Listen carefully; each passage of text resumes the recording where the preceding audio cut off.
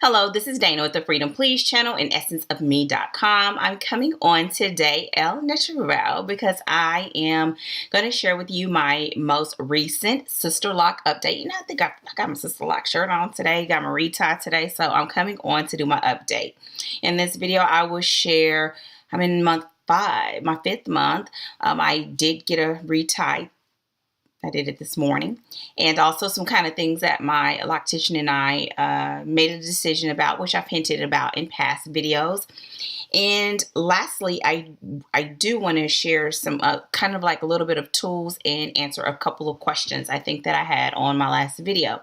So if you're interested in all of that in this video, well then stick around. If not, I will see you hopefully in the next video. So for everyone else that's hanging around, you know what happens next. It's the intro, and then I will be back. I'll see you in a bit. Yeah.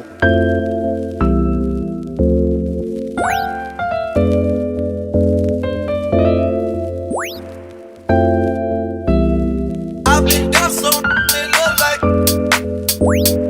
I've been down so in love like. I've been down so in love like. I've been down so in love like. In love like. In love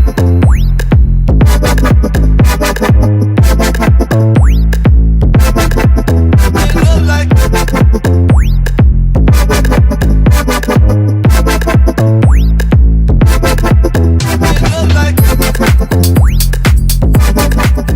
Okay, this is Dana with the Freedom Please channel and Essence of Me. I'm back.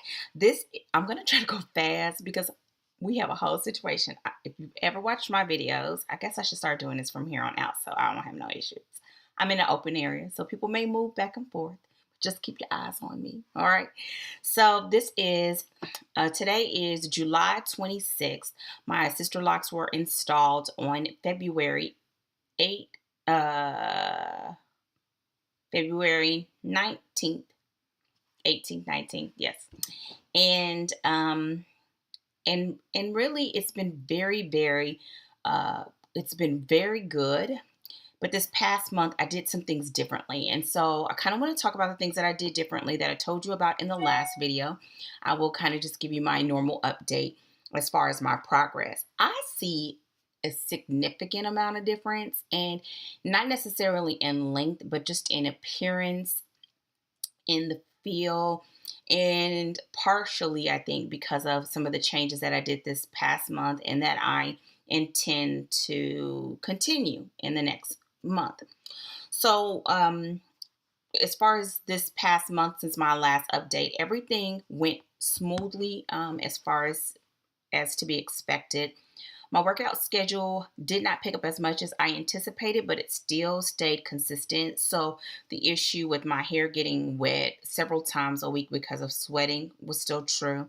Last month, I told you all that I just kind of was starting to just rinse my scalp or place water on my hands and kind of rub on my scalp to just help with any like salt from sweating, and also like squeezing the water through my hair to just kind of make sure that my situation was situated. Now, this month, the addition to the rinsing was that another caveat. Don't necessarily do what I do. I do understand that I kind of got a rogue tendency somewhere in me. And so I am a big proponent of doing what works for you. And this is what works for me, or at least I am trying to determine if this is what works for me. So this is not the instructions of my loctician, my sister, loctician, or anybody else. It's just Dana being Dana. Okay.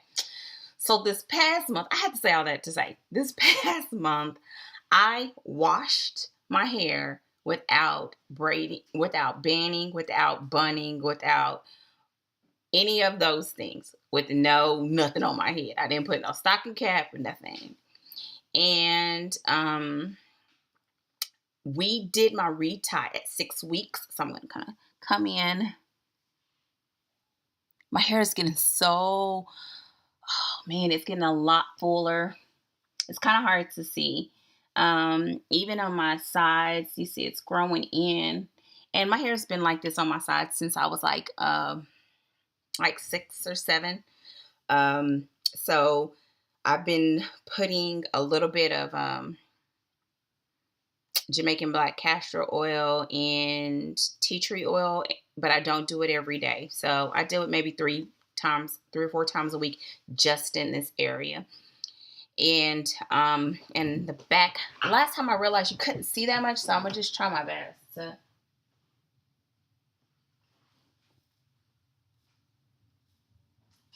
And I have a little bit of a video. Um, there we go. This is how I wear it. I fluff this and I smooth here. It's hard when it's backwards in the thing. And yeah. So what I decided to do is that because my hair sweats so much and because the running season is picking up, there were some things that I did, and this is actually going to go to a question that I received from a viewer.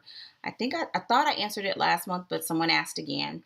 So essentially, I work out anywhere between 4 to 6 times a week. Starting this coming week, the goal is 6 weeks because I got a goal and I have a half marathon in October. And so to combat, number one, I sweat a lot, and I just do. So the 2 months ago, I started the rinsing of my scalp, doing with the water, like I told you. This past month, I had to wash my hair more frequently, and I decided that I did not want to braid or band or bun or anything like that. This is my second set of locks, and I'm only repeating just in case it's your first time watching my video. And I did not do any of that on my first set of locks. And so it just takes forever. And after going on a long workout and having to shower and change and either get back to work or cook dinner or whatever, it was like that was just one more thing that I had to do that I just really didn't feel like it was necessary. And I knew I was going to take other precautions to just try to alleviate some of the stress potentially on my lactation. So I washed my hair twice this month, or 2 times within the 6 week period, and I was also rinsing my hair in between on the weeks when I didn't. So basically, fresh water versus the salt was hitting on a consistent basis, on top of the fact of after every run. So it was a lot of moisture essentially, and I have fine hair, um, fine soft hair in some sections.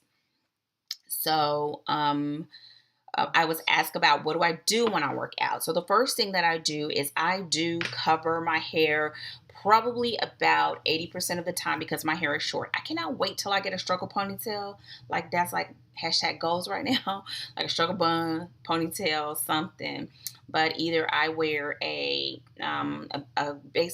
mesh baseball cap that my husband bought me, that has mesh all on the inside, so it makes it breathable, but it also just kind of lets my hair just sit there, and it helps to kind of absorb some of the moisture. But the best, and that's just kind of what I use more often when I run outside because of the bill. But what I prefer to use is a tube. It is a tube that I got a couple years ago from Erase, and it's actually the best tube I've ever come across. I've purchased and paid too much money for tubes, and they have been nowhere near what this free tube has been. And it's actually a tube that I believe is some sort of jersey fabric or whatever. I'm going to try to make one to mimic it. But I wear that on my hair, and I cover my entire I go from my forehead, cover my entire head, and I just kind of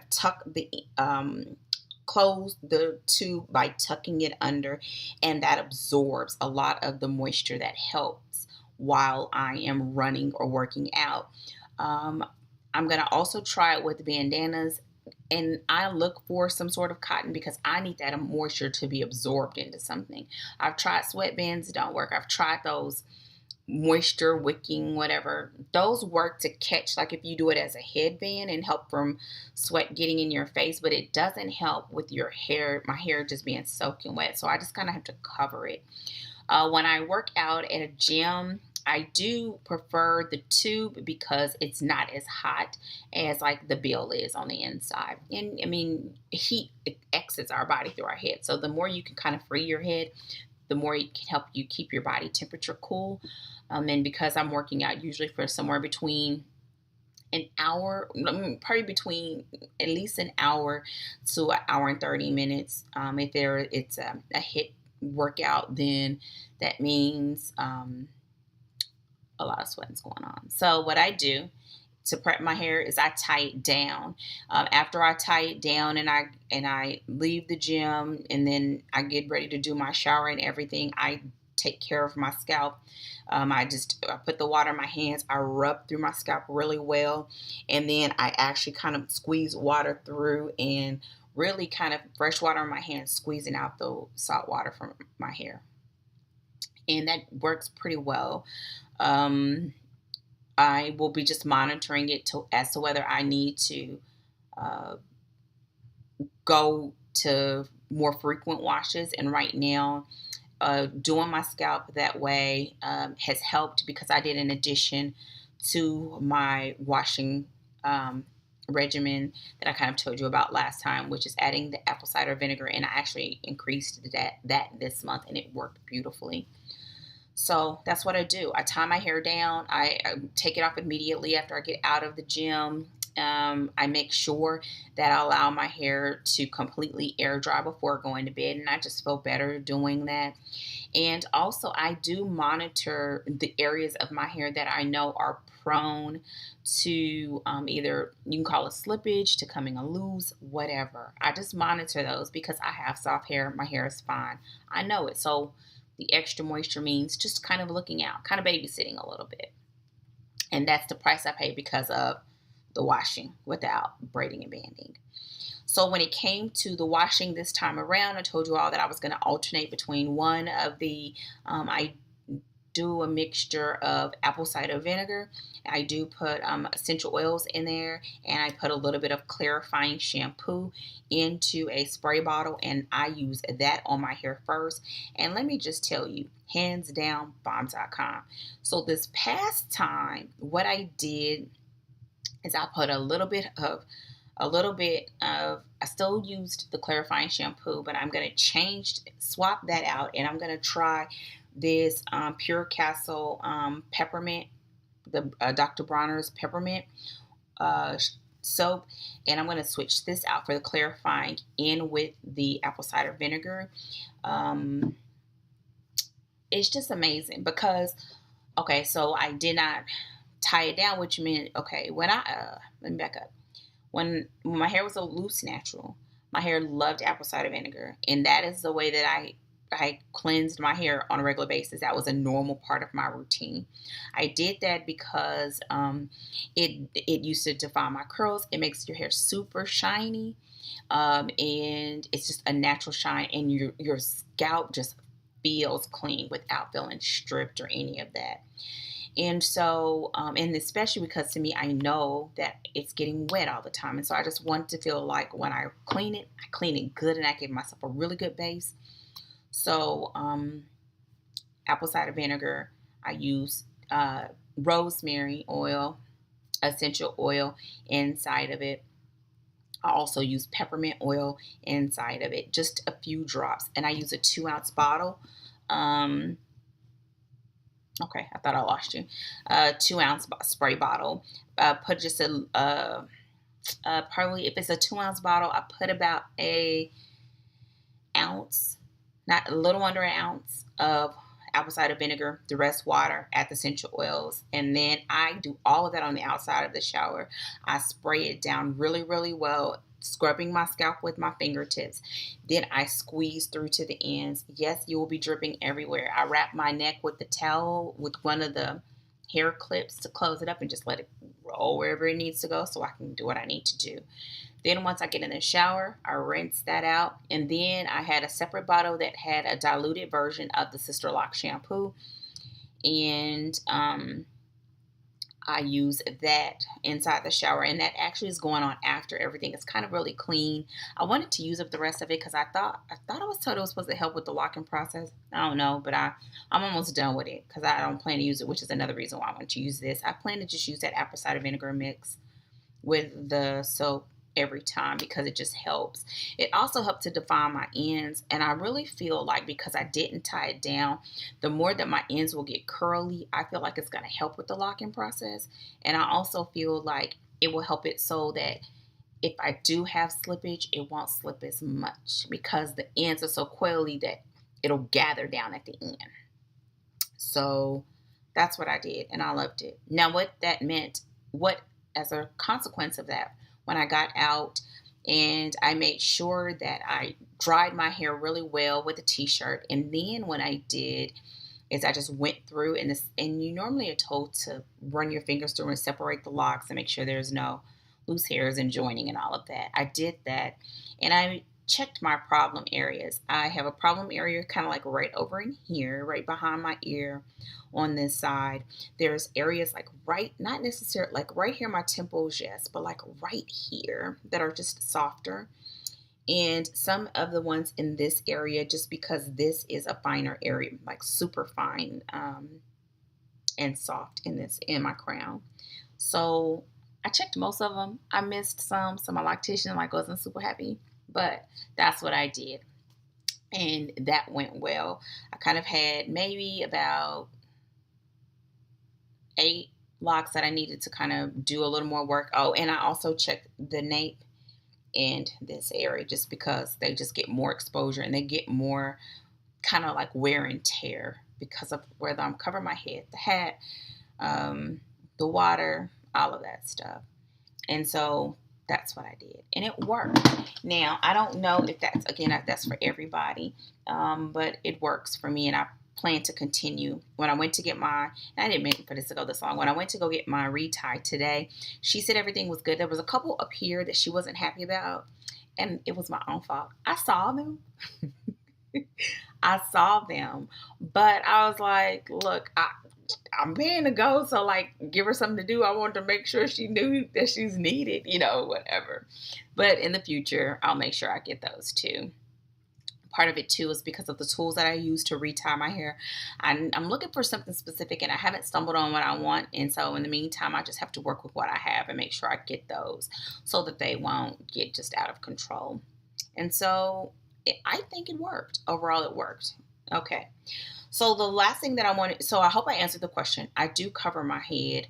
If you have longer locks, I mean, I've said this kind of before, I would put it either in a ponytail or something like right here, and I would tie all of this section down with a bandana, something, or cotton, just to absorb any of the moisture that you would have, because you don't want it so that that moisture gets trapped in your locks and you get mildew. Yes, you can get mildew in locks, or that your locks are stinky, or none of that. Like, you don't want that. You don't. That's not cute. So do whatever works for you. Another thing is, I don't like for my head to be super wet, and when I sweat like that, I can't help it, but I can't remove that wet item and put on another one to get home. And I just take those precautions, because when it gets colder, that does bother me. It just does. And so that's what I do. I make sure that I do it every time. And I am, because I do have all the water on there, I'm checking my locks at least once a week, just kind of checking my problem areas. And what I mean by checking, just kind of running my fingers in there to see how it feels, how much do I think is growth, how much do I think is slippage, and any ones that I need to, I just repair them. So with that said, and if you have any questions about it, just let me know in the comment section. The second question that I had, and this I'll try to go real quick, is someone asked me about the 8-point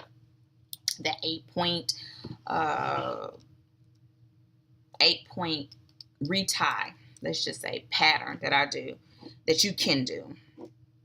Okay. So think of it, I'm going to put this, 1, 2, 3. Okay, it's going to look a little bit backwards, but let's can you see this? There we go. Okay, let's look at this, for example. Like, just think about a clock. You have 12, you have 6, you have 3, you have 9. And normally what happens if somebody is doing, let's say, like a 4-point pattern, that's the way they're entering. Some people enter at 3, then they enter at 6, and then they enter at 9, then they enter at 12. Some people, and that's going clockwise. Some people go counterclockwise. They enter at 3, they enter at 6, they enter at 9, then they enter at 3, then they enter 9, 6, 3, 12. Think about a clock. If you were going clockwise, you would go into 1, and then into 3, and then into, let's say, 5, and then into 6, and into 7, and then into 9, something like that. and you go all the way around, and that would make your rotation. If you were to do that in the reverse, it will actually, for some people, make it tighter. I don't go in the reverse usually because it's not natural, and I would have to remember which ones I went clockwise and which ones I went counterclockwise. So I always just go clockwise. But what that extra entry points does is it makes for a tighter established lock. And for me, now this, again, I'm not trained as a sister lock, so please just take it like that. But if you have fine hair, going at that 8 point is like it's a big difference. I had two back here when I did it that I had to reestablish, and I could visibly tell that they were tighter than the other ones originally established because they were established with a 4 point. You could do a 4 point, you could do a 6 point, you could do an 8 point. There's even a possibility of doing a 12 point, depending on how fine your hair is or how much slippage. I think even if you were a person that just had very silky hair, you could probably do it that way. But that's what the 8 point is. And to me, I would always, on my hair, I do the 8 points in my problem areas. And when I do the 8 points in those areas, it makes it so that I don't have to worry about them as much because I know that they're in there securely. Doesn't mean it doesn't slip. No, it doesn't mean that, because it just will, especially until your hair is trained and it starts locking. But what it does, it just makes it harder for your hair to come loose. So that was the other question. If you have questions about that, let me know and I'll try to explain it better. And I can always do a better diagram. I meant to do one, but I forgot. And then, so we're here.